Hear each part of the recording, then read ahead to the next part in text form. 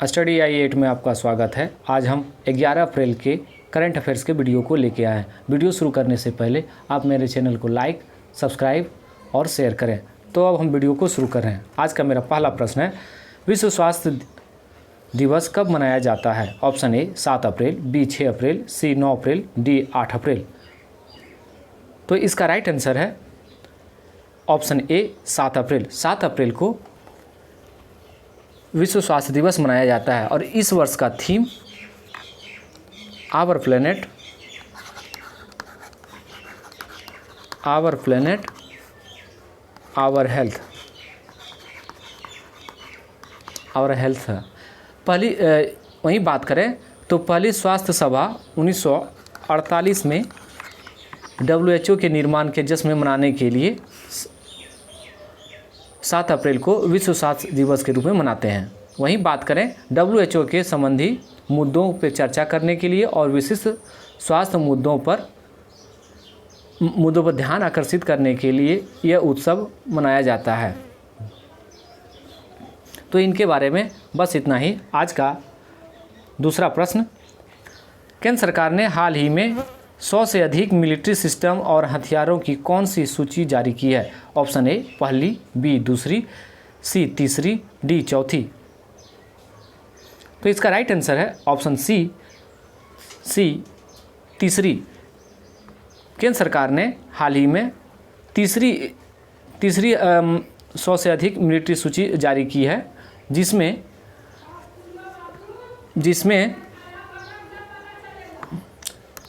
155 mm 39 call ultralight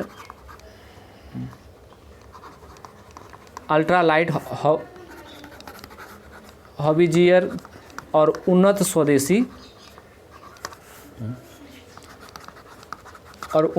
स्वदेशी सामग्री और हल्के लड़ाकू विमान शामिल हैं।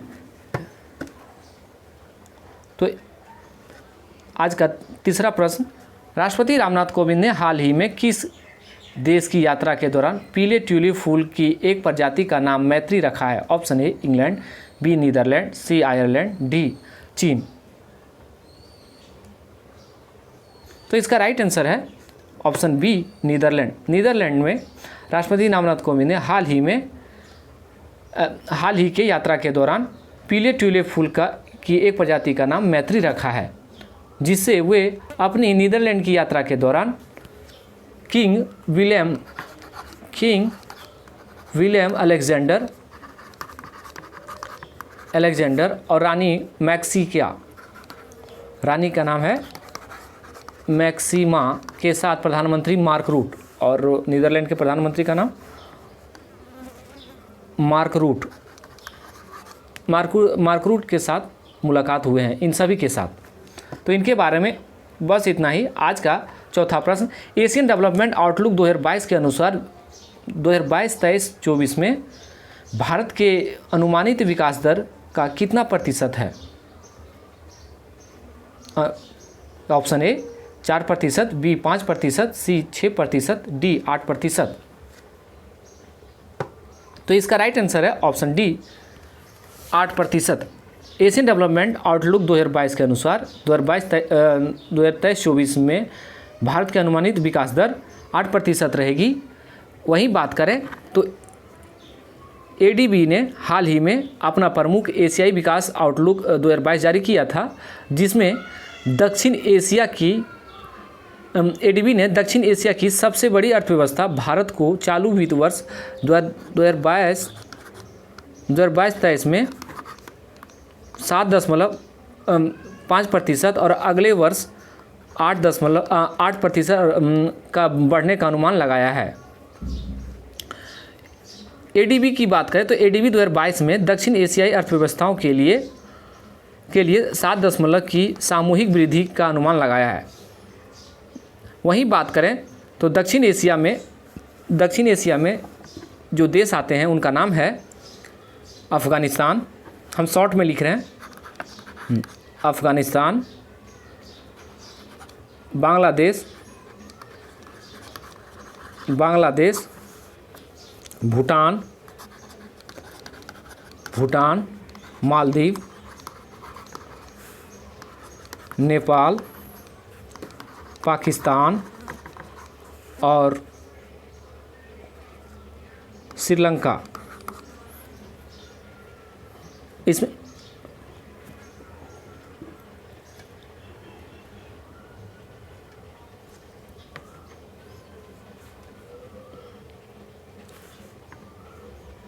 जैसे देश शामिल हैं। तो इनके बारे में बस उतना ही। आज का 5वां प्रश्न, हाल ही में किस संस्थान ने braving the storm East Asia and Pacific economic update जारी की है? Option A Asian development bank,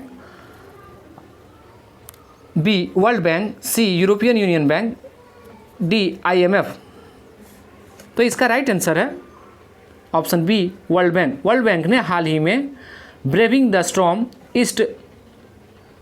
east Asia and Pacific economics update जारी किए हैं। इस रिपोर्ट के अनुसार इस क्षेत्र में तीन जोखिम हैं। पहला, अमेरिका की वित्तीय तंगी, दूसरा चीन में ढांचागत मंदी, और तीसरा जो है आप सभी जान रहे हैं, यूक्रेन युद्ध। आप एक बात जान लें, पूरे विश्व में रूस और यूक्रेन मिलकर 33% गेहूं का निर्यात करता है। अब भारत 1% करता है। तो वहीं बात करें इस रिपोर्ट का 2022 का अंक जोखिम को टालने के लिए, अवसरों का लाभ उठाने के लिए साहसिक सुधार का सुझाव देता है। तो इनके बारे में बस इतना ही। आज का 6ठा प्रश्न, किस राज्य सरकार ने पायलट प्रोजेक्ट के रूप में वन हेल्थ फ्रेमवर्क शुरू किया? Option A Uttar Pradesh, B Bihar, C Kerala, D Uttarakhand. तो इसका राइट आंसर है ऑप्शन डी उत्तराखंड। उत्तराखंड ने पशुपालन और डेयरी विभाग ने उत्तराखंड राज्य में one health support unit one health framework लागू करने के लिए एक पायलट प्रोजेक्ट शुरू किया है। और इस यूनिट का मुख्य उद्देश्य पायलट परियोजना कार्यान्वयन की सीख के आधार पर एक राष्ट्रीय स्वास्थ्य रोडमैप तैयार करना है और इस स्वास्थ्य सहायता की इकाई का कार्यान्वयन का नेतृत्व करने के लिए भारत सरकार के प्रधान वैज्ञानिक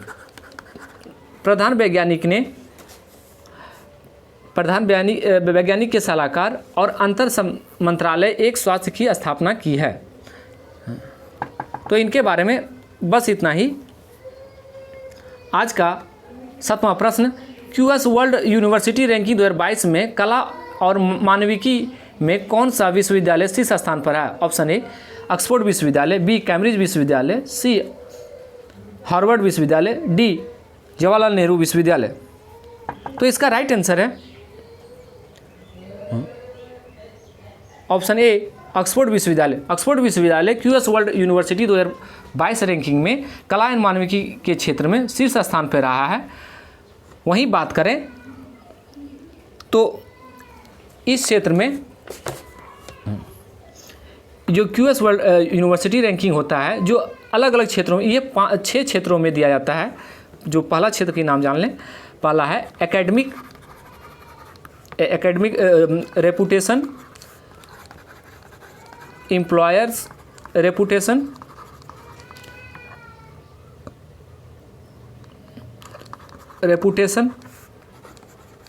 फैकल्टी स्टूडेंट रेशियो,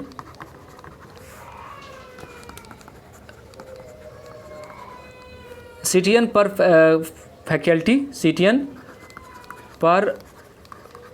फैकल्टी और इंटरनेशनल फैकल्टी, और जो अंतिम है वो है इंटरनेशनल स्टूडेंट,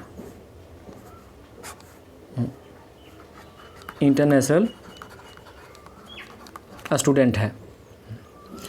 यह उच्च शिक्षा थिंक टैंक जो हर साल वो जारी करता है। ये 5 विषय के मुख्य क्षेत्रों में 51 विषयों पर ये रैंकिंग जारी करता है। 51 विषयों के लिए रैंकिंग जारी करता है, जिसमें ऑक्सफोर्ड विश्वविद्यालय कला और मानविकी में 98 अंकों के साथ ये सूची में पहले स्थान पे है। इसके बाद जो आता है दूसरा नंबर पे आता है वो कैम्ब्रिज का आता है और हार्वर्ड यूनिवर्सिटी का आता है। और कला और मानविकी क्षेत्र भारत की यूनिवर्सिटी बात करें तो एकमात्र यूनिवर्सिटी आता है, वो है जवाहरलाल नेहरू यूनिवर्सिटी, जो भारत में हमेशा विवादित रहा है। लेकिन ये बहुत अच्छा यूनिवर्सिटी है और यह कला एवं वानिकी क्षेत्र में ये भारत और दुनिया के मतलब शीर्ष रैंकिंग में ये शामिल है। अब वही बात करें तो जवाहरलाल नेहरू यूनिवर्सिटी को 188वां रैंक मिला है और कला और मानविकी में शीर्ष 100 विश्वविद्यालय में भारत का एक भी विश्वविद्यालय को जगह नहीं मिली है। वहीं बात करें तो इंजीनियरिंग और टेक्नोलॉजी स्ट्रीम के मैसाचुसेट्स में तो मैसाचुसेट्स ऑफ टेक्नोलॉजी में 96.5 के स्कोर पर पहला स्थान हासिल किया है। और इंडियन इंस्टीट्यूट ऑफ बॉम्बे ने जो आईटी बॉम्बे है, आईटी बॉम्बे और आईटी दिल्ली, आईटी बॉम्बे जो है वो 65वां रैंक लाया है और इंजीनियरिंग के क्षेत्र में, और आईटी दिल्ली 72वां है। आईटी दिल्ली 72वां रैंक है। हाँ, आईटी खड़गपुर का स्कोर जो है 76.2 के साथ 101 स्थान पर है। आईटी खड़गपुर 101 स्थान पर है, उसका स्कोर 76.2 है। वहीं बात करें तो जीवन विज्ञान और चिकित्सा में अखिल भारतीय आयुर्विज्ञान संस्थान को 204 स्थान पर रखा गया है। एम्स को 2004 स्थान पर रखा गया, जबकि दिल्ली विश्वविद्यालय को 303 दिल्ली विश्वविद्यालय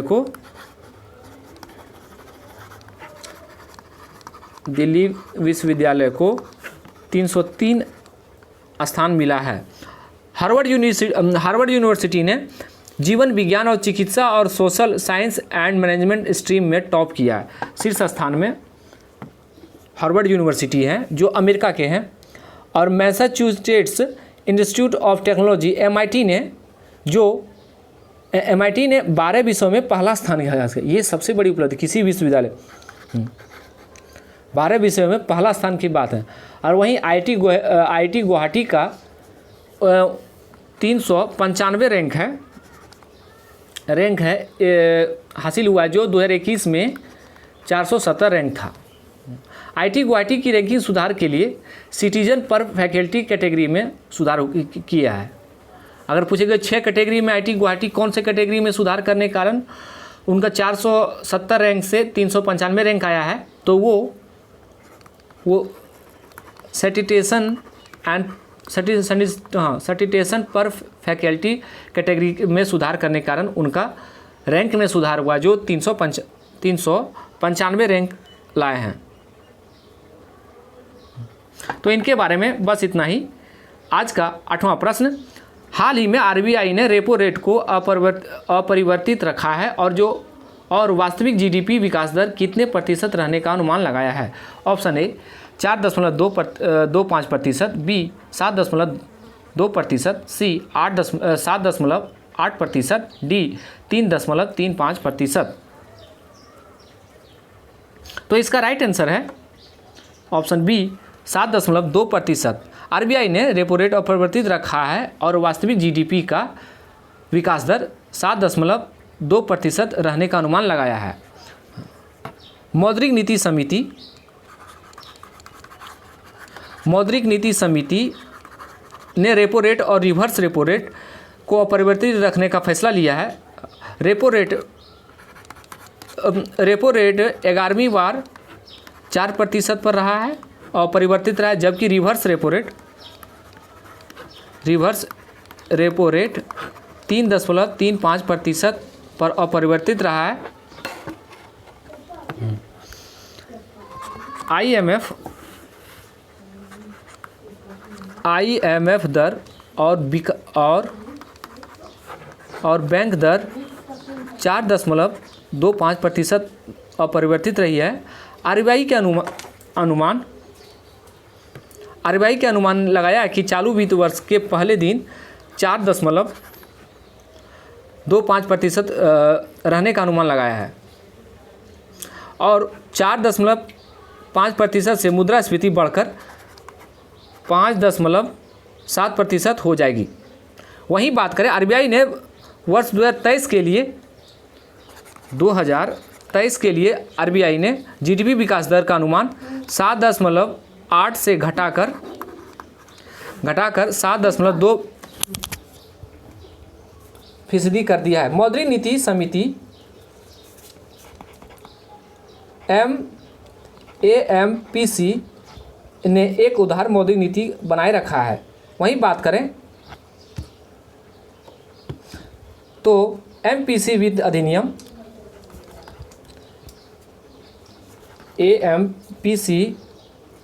वित्त अधिनियम 2016 के माध्यम से RBI ने अधिनियम 1934 को संशोधन के बाद एक 6 सदस्यीय समिति का गठन किया है और जिसका मुख्य उद्देश्य मूल्य की स्थिरता बनाए रखना है। रेपो रेट वह ब्याज दर है जिस पर RBI बैंकों को सरकारी और अन्य अनुबंधित प्रतिभूतियों को संपादित के बदले अकाल्पनिक धन प्रदान करता है।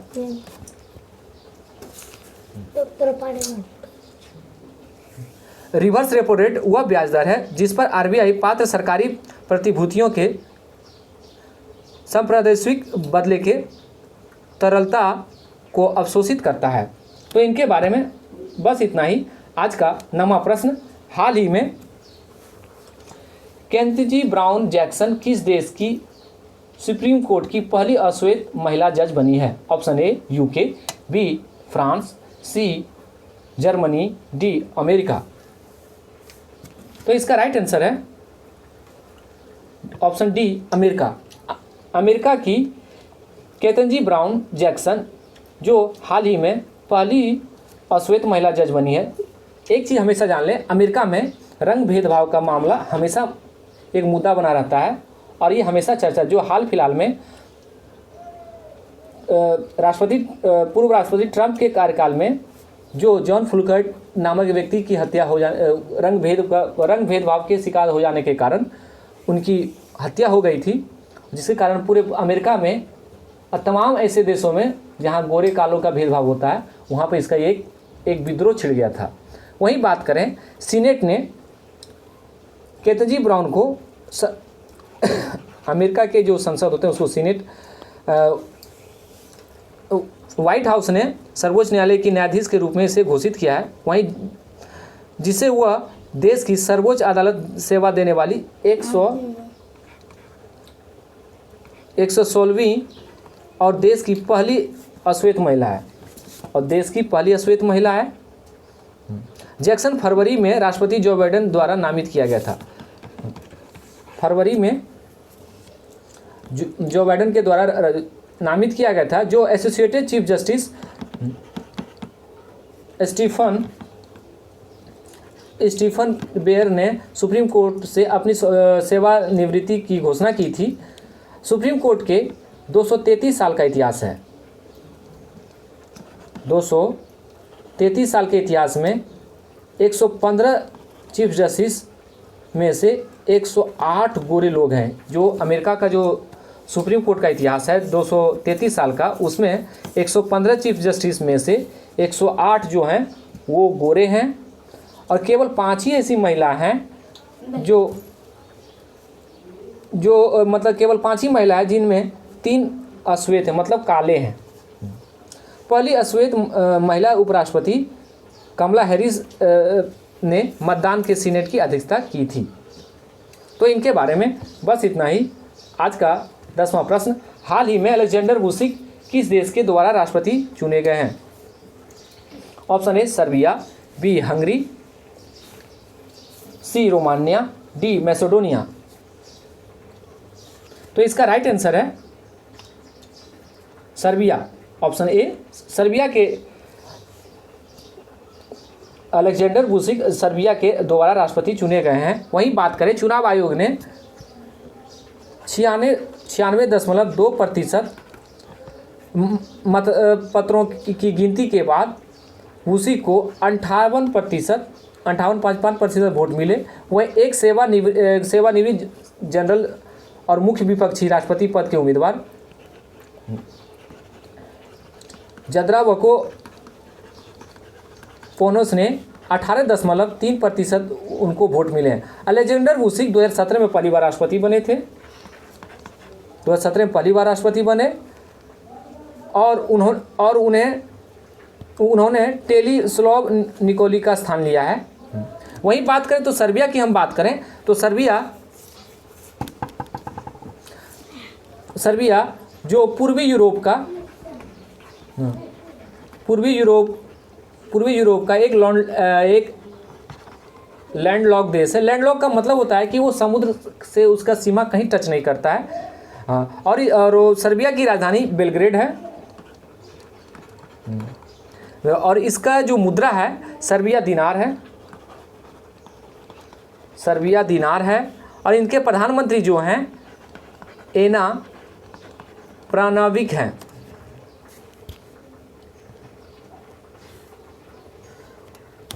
तो इनके बारे में बस इतना ही। आज का 11वां प्रश्न, हाल ही में किस देश के वैज्ञानिक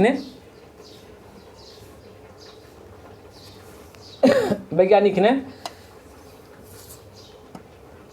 भूतिया आकाशगंगा की खोज की है? ऑप्शन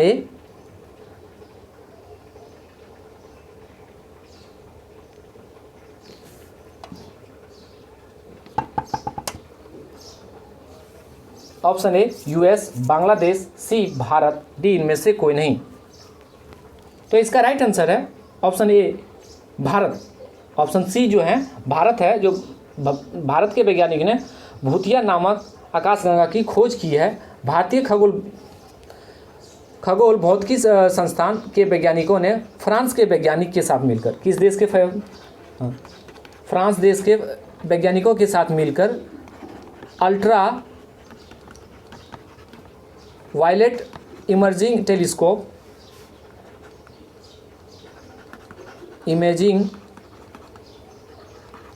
टेलीस्कोप का उपयोग करके एक धुंधली तारों वाली आकाशगंगा की खोज की है। आकाशगंगा का नाम UVITJ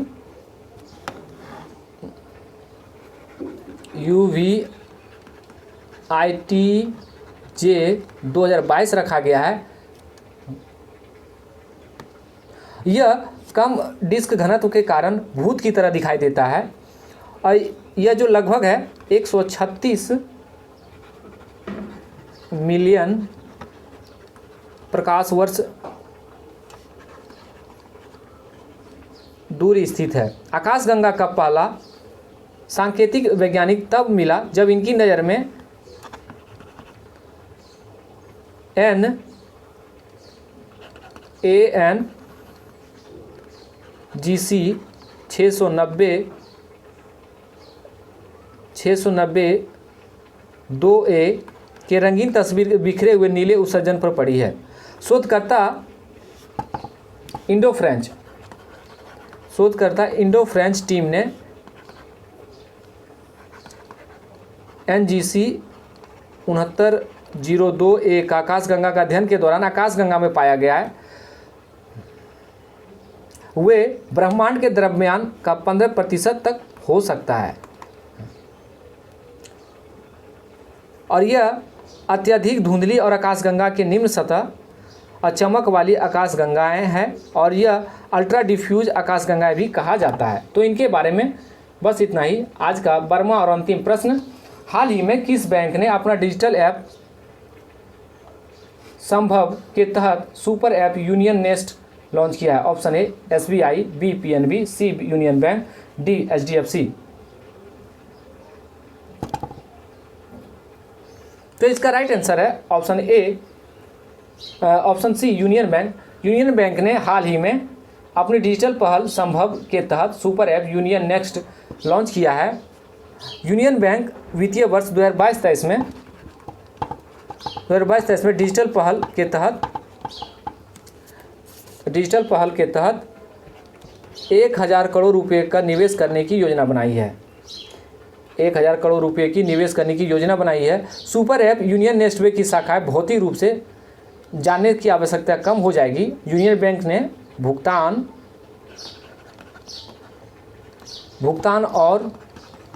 और उनके ग्राहक संबंध प्रबंधन के लिए एक software point of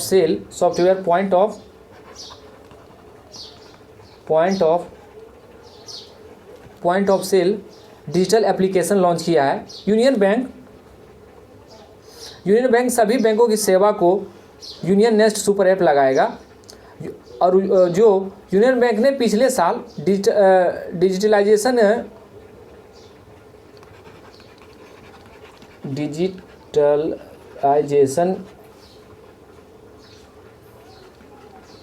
vertical launch किया था, जो वर्तमान में बैंक के पास डिजिटल रूप से 1.6 करोड़ ग्राहक हैं।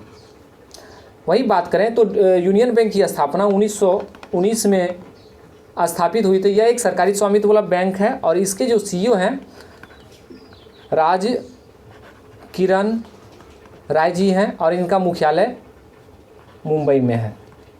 And thank you for watching study IAS।